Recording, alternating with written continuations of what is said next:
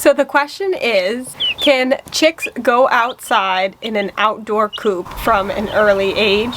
Or do you have to keep them in the house inside a brooder? Today I'm going to show you that yes, it is possible to keep them outside in an outdoor coop from an early age, as long as you meet the temperature requirements that they need and that you keep them dry and free from drafts. Then they will do just fine out in an outdoor chicken coop. Today we're going to be moving these 9-day-old chicks out into my outdoor chicken coop, and I'm going to show you how I'm going about that. The reason I'm moving them out at 9 days today is because I vaccinated them at day 1 for Marek's disease, and I wanted to make sure that they had the full 7 days to be able to build up immunity towards Marek's virus.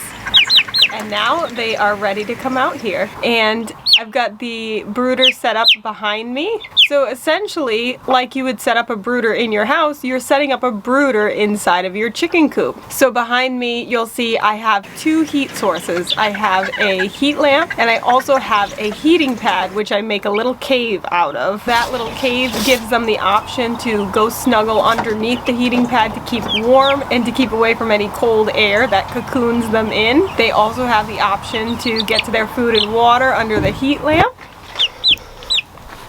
We'll put the babies in there. For a chick, their very first week of life, they need the temperature to be at 95 degrees. So while they were in the house inside the brooder, I had the heat lamp and the heat pad and kept the temperature right at 95 degrees for them. Now that they're over a week old, they need the temperature at 90 degrees. So I have the brooder set up out here so that the heat cave inside the heat cave is 90 degrees, and then the heat lamp in the spot that it shines on is also 90 degrees. And then they also have enough space to get away from both the heat cave and the heat lamp to give them a cooler area to cool off if needed. And so with this hot weather outside, it makes the coop nice and toasty warm, but if it was too warm underneath the heat lamp, they have that option to go into the larger area.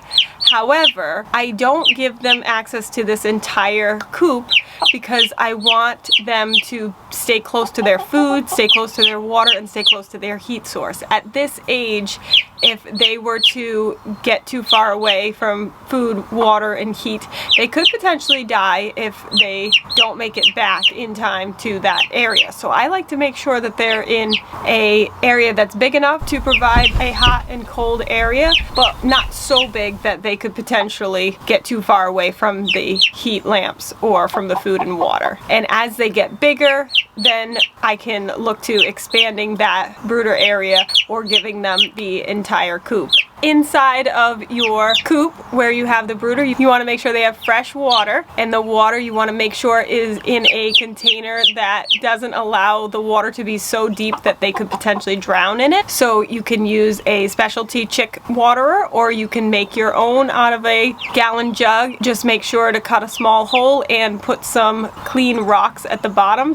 Small rocks you find in the backyard, and wash those really good with soap and water. Put those in the bottom of the water so that if the chick did go inside that milk jug, they could use the rocks to keep themselves from getting too deep in the water and potentially drowning. And so you want to just make sure shallow dishes are a good plan for that. And if it's not very shallow, add some rocks in there. But the rocks just need to be a large enough size that they won't actually eat the rocks. As for food, when chicks are this young, you want to make sure they're eating a crumbled food that's specifically designed for chicks.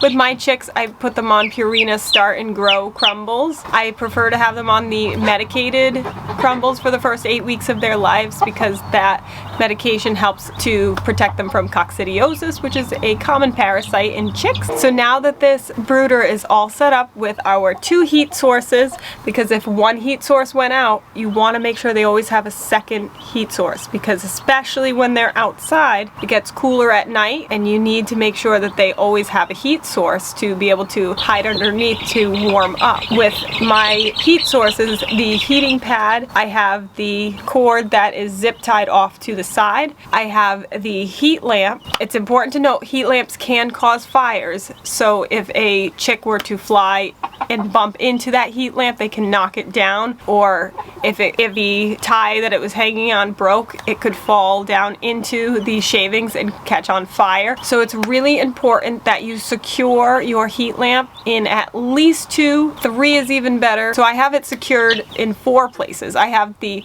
zip tie holding it in place. I have the clamp that comes with it holding on. I also have it with two bread ties on the wires up at the top. So I've really reinforced it because I don't want to take any chances with these baby chicks out here in the coop, and so they need the heat source, but we want to make it as safe as possible. I have the electrical cords at the very top of the coop where it can stay dry but out and away from the chicks so they're not messing with the actual outlets over there on the extension cord or on the power strip, also kept dry and out of the weather. I do use an extension cord that's rated for outdoor use. I have that extension cord coming out to this coop, so that way I have electric coming out here to be able to put the heating pad on and the heat lamp. You'll also see I do have another heat lamp up above with a chicken wire hammock, so that heat lamp up above I had on for my larger chicks that were out here, and I put the hammock to keep the larger chicks who were flying quite a bit from bumping into it. And so that is set up for larger chicks. When they have the full coop, they're able to fly significantly but still need access to that heat lamp. So that's kind of the next step. So with your chicks, as they age, every week older they get, you decrease the heat lamp temperature by 5 degrees by changing the height of the heat lamp. And the same goes for the heating pad. You need to adjust your heating pad temperature or height of the cave to match the temperature that they need to be kept at for that week. In the description below, I will attach a link that will bring you to a brooder temperature chart. That temperature chart is going to show you, based off of the week age of your chick, what temperature to keep your brooder at. Let's get these babies moved in.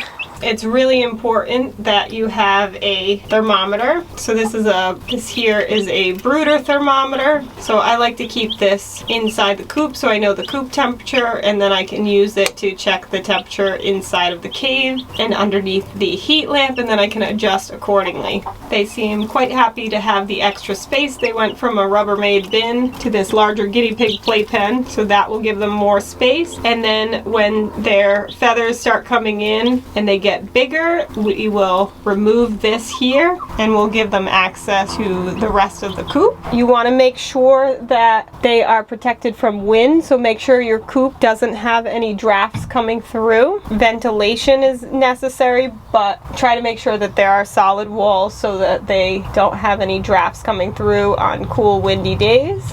And make sure that there are no leaks in the ceiling of the coop, so that way they stay dry on rainy days as well. So now you know, chicks can live outside in an outdoor chicken coop as long as the temperature is correct for their age and they are in a draft-free, dry area protected from the elements. And you'll have some happy chicks to be able to have all that fresh air outside and all the extra space that is provided for them. If you have any questions, please leave them in the description below. I'd be happy to answer your questions. Also, if you'd like to see more videos about chick care, we've got a chick care playlist that has a wealth of information about chicks. You should definitely check that out. Coming up next, can you have chicks of different sizes kept together in a coop? You should definitely check out that video.